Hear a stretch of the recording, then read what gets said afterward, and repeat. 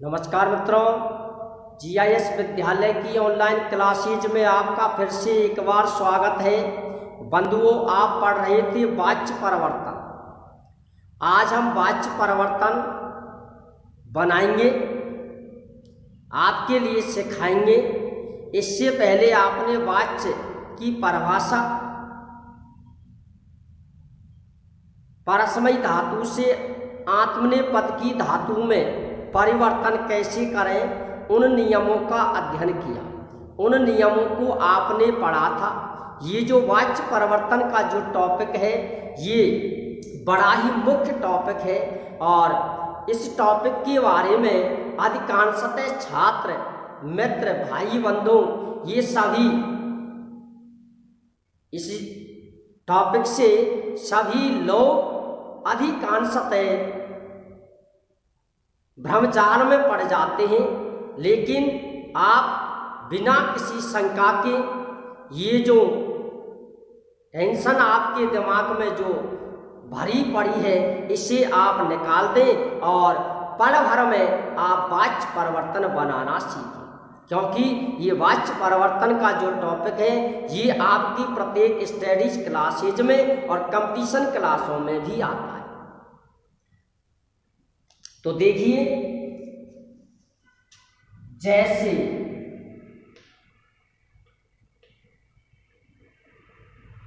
Number 1 सह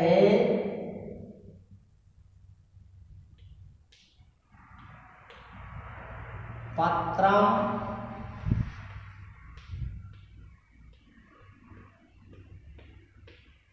लिखती, ये वाक्य है। अब सबसे पहले आपको ये देखना है कि ये वाच्य कौन सा है, कर्तृवाच्य है या कर्मवाच्य। ये है कर्तृवाच्य।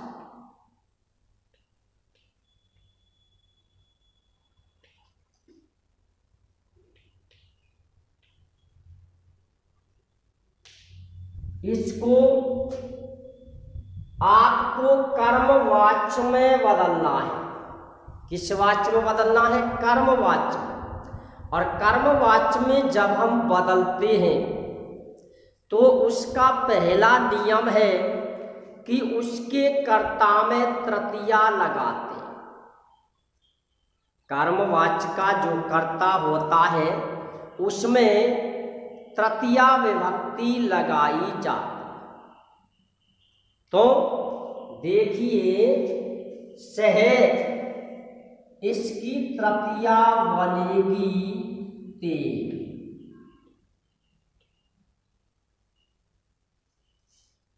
ये है कर्म।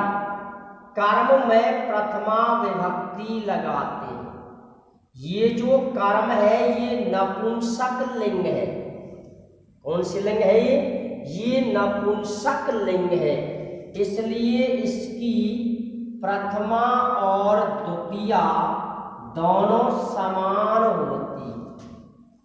तेन पत्रम, अब क्रिया है लिख। ठीक, लिख जो धातु है, आत्मनेपद की जब हम क्रिया बनाते हैं कर्मवाच्य में, तो धातु के अंतिम वर्ण को आधा बना देते हैं। या तो उसे हम आधा बनाएंगे या उस पर हम हलंत का प्रयोग करेंगे। तो देखिए, लिख धातु और प्रत्यय के बीच में यह विकरण लगा देते हैं। धातु और प्रत्यय जो होता है उसके मध्य में यह विकरण लगाते हैं। अब ये जो क्रिया है, कर्मवाच्य की क्रिया कर्म के अनुसार लगाते हैं। किसके अनुसार? कर्म के अनुसार। कर्म है पत्र, लिंग है नपुंसक लिंग, पुरुष है प्रथम पुरुष और वचन है एक वचन। तो लिंग की यहाँ आवश्यकता नहीं पड़ती है वाक्य बनाने में। वाक्य बनाने के लिए आपको पुरुष और उसका वचन याद होना चाहिए। मात्र जरूरत जो पड़ती है वो पुरुष और वचन की ही जरूरत पड़ती। तो देखिए, कर्म है पत्र, कौन सा पुरुष का करता है? प्रथम पुरुष। कितने वचन? एक वचन। क्रिया प्रथम पुरुष एक वचन, यानी अति आपको लगाना है, तो इसका बन गया लिख्यत। ये बना है कर्मवाच्य। ये पहला नियम चल रहा है। ये इसके बाद भी कई नियम आपके लिए पढ़ने होंगे। ये पहला जो तरीका है वाच्य बनाने का, कर्तृवाच्य से कर्मवाच्य हम कैसे बनाएं, इसके लिए आपने नियम पढ़े हैं। उन्हीं के मुताबिक हम पहला जो स्टेप है साधारण वाक्य यानी सरल वाक्य हम आपके लिए पहले पढ़ा रहे हैं। उसके बाद इसके जो अन्य नियम होंगे उनके अनुसार ही हम आगे बढ़ते हुए चलें। ठीक है बंधुओं, अब देखिए ये बन गया कर्मवाच्य। कैसा बन गया? कर्मवाच्य। अब देखिए नंबर 2,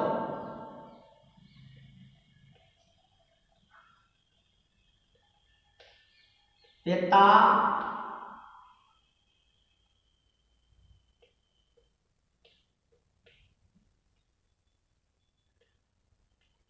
पुत्राय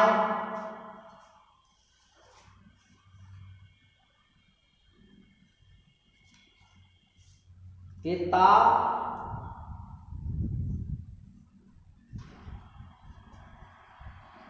पुत्राय पुत्र के लिए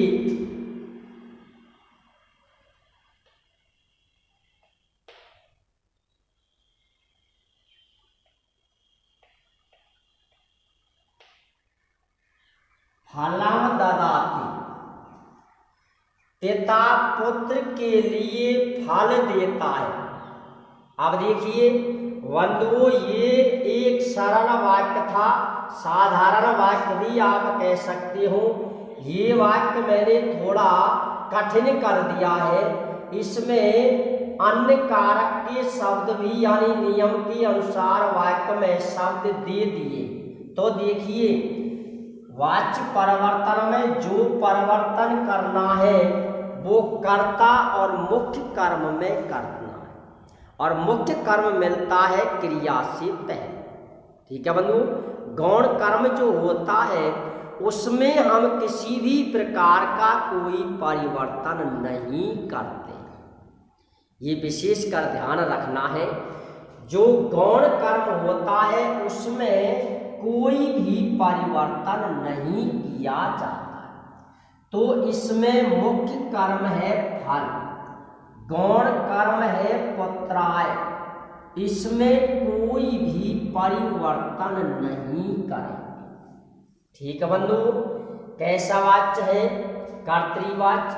किसमें बदलना है? कर्मवाच्य में। तो कर्मवाच्य का पहला नियम, कर्ता में तृतीया लगाइए। तो कर्ता है पिता, इसकी तृतीया बनेगी पित्रा। पित्रः पुत्राय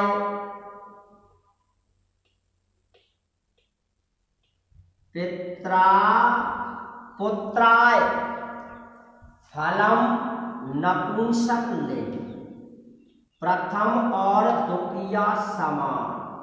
फलम इसमें धातु है, ये वाच्य कौन सा है? कर्तृवाच्य। ठीक, धातु है इसमें दा। धातु कौन सा है इसमें? धातु है दा। कैसा धातु है? दा धातु है। तो देखिए नियम ये पढ़ा था आपने कि आकारांत जितनी भी धातु हैं उनमें आत्मने पद की धातु बनाते समय आ को दीर्घ ई में बदल देते। आ जो वर्ण है उसे दीर्घ ई में बदल देते हैं। किस में बदल देते हैं? दीर्घ ई में बदल देते हैं। अब देखिए, ये बन गया दी, पीछे का लगा दिया ये। क्रिया फल के अनुसार कितने वचन? एक वचन। कौन सा पुरुष? प्रथम पुरुष। बन जाएगा दियत। ये बन गया कर्मवाच्य। कैसा वाच्य बन गया? कर्मवाच्य। पित्रा पुत्राय फलम दियते। पित्रा पुत्राय फलम दियते, ये बन गया कर्मवाच्य। कैसा वाच्य बन गया? कर्मवाच्य बन गया। अब देखिए अगला उदाहरण। अगला उदाहरण लीजिए।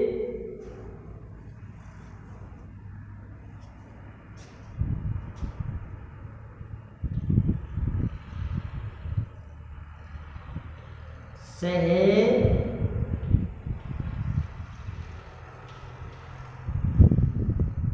मां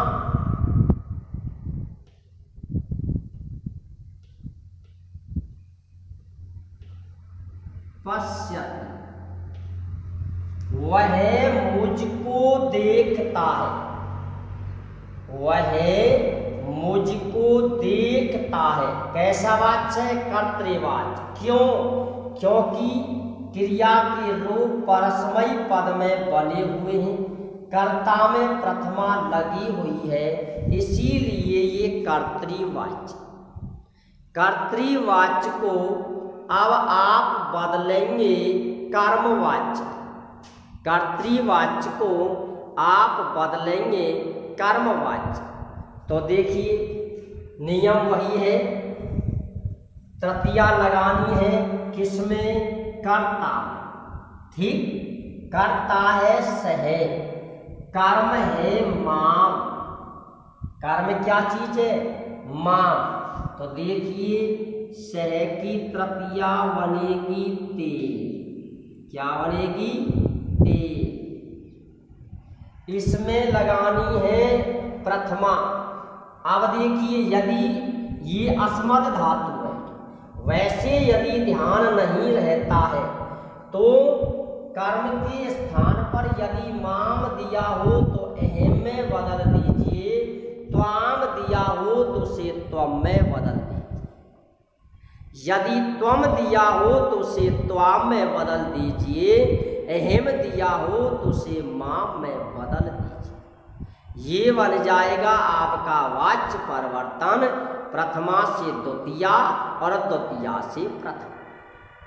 यदि वैसे ध्यान नहीं रहता है कि ये अस्मद है या युष्मद है, इसकी द्वितीया क्या बनेगी, तृतीया क्या बनेगी, क्यों यदि बनाएंगे तो आपको बोलने में दिक्कत होगी। तो आप सीधे देसी भाषा में आप याद रख सकते हो कि यदि माम आता है तो उसे अहम में बदल देंगे, और यदि त्वाम आता है तो उसे त्वम में बदल देंगे। तो इसका बन गया अहम। क्या बन गया? अहम। अब देखिए ये जो पश्य धातु है इसमें दृश्य के रूप बनेंगे। क्यों? क्योंकि इसका नियम है कि धातु की मूल अवस्था लगाते हैं।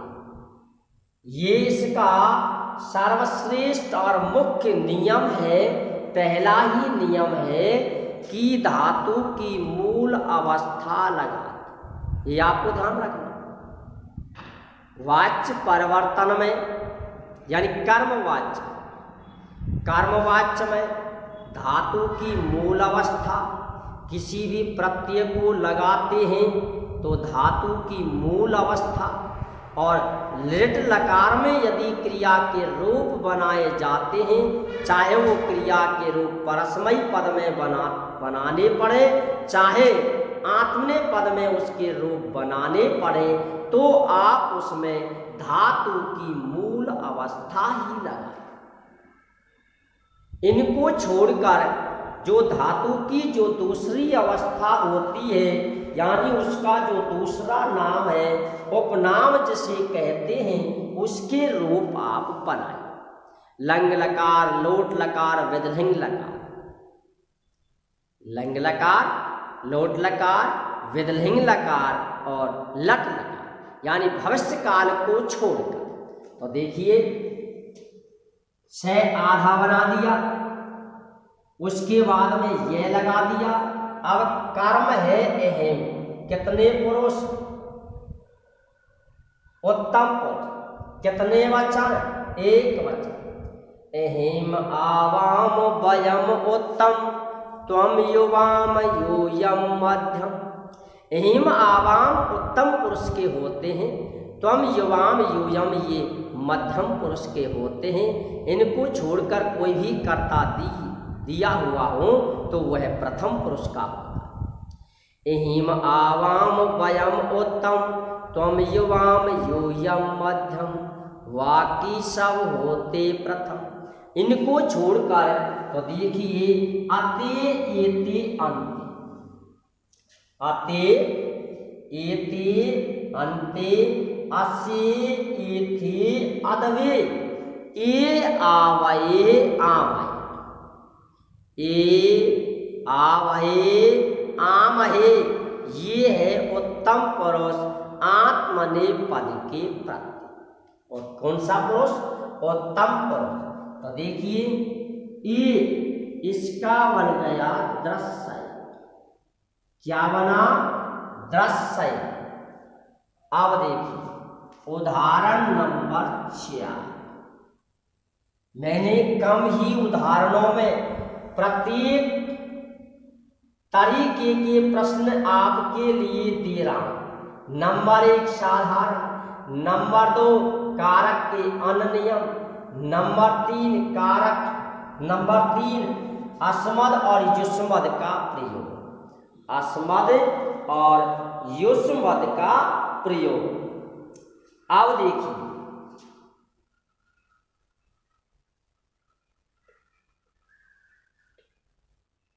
व्याध है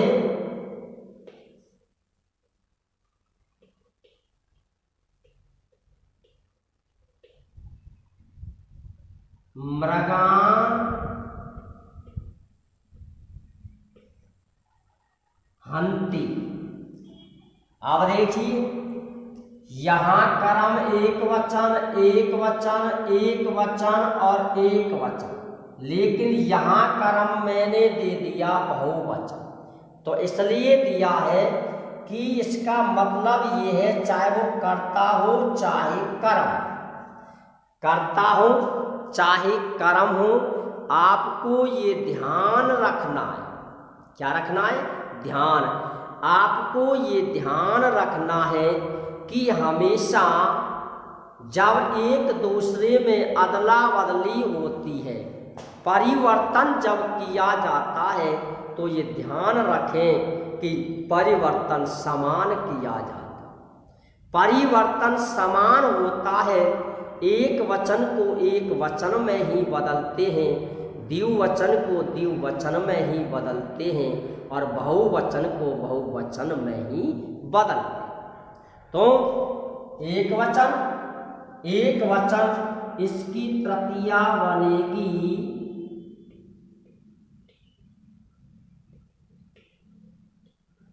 व्याधेन। एक वचन को बदल दिया एक वचन। कितने वचन में? एक वचन। ठीक, ये है बहुवचन। कौन सा वचन? बहुवचन। ये है कर्म, यहां लगी हुई है द्वितीया, तो आपको लगानी है प्रथम। ठीक है बंधु। अब देखिए, मैं एक सीधा तरीका आपके लिए दे रहा हूं कि यदि कर्म जो है, कर्म पर यदि आन लगा हो, क्या लगा हो? आन, तो उससे आहा में बदल दीजिए। किसमें बदल दीजिए? आहा में, वो बहुवचन में ही चला जाए। अब देखिए इसमें लगा हुआ है आन, इसको बदल दिया आहा। मृगहा,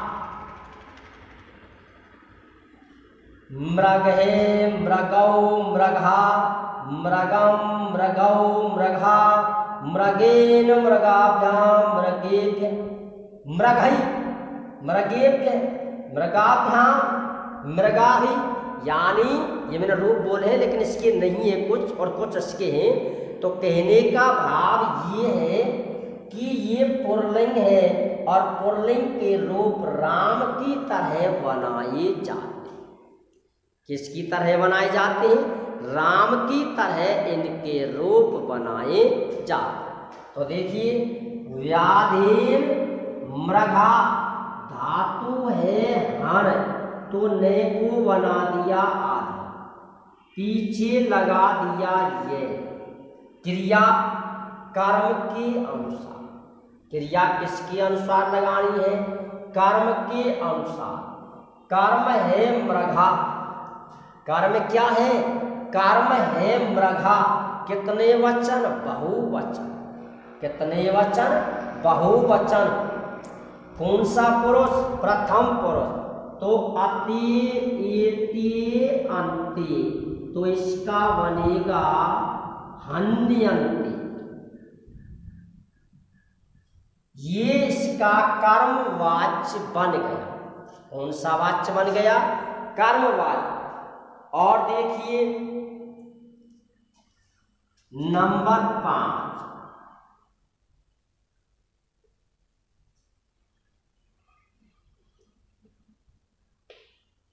अहेम, ग्रहेम,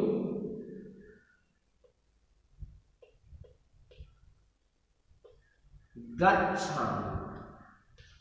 ये ऐसा वाच्य है? कर्तृवाच्य। मैं घर को जाता हूं।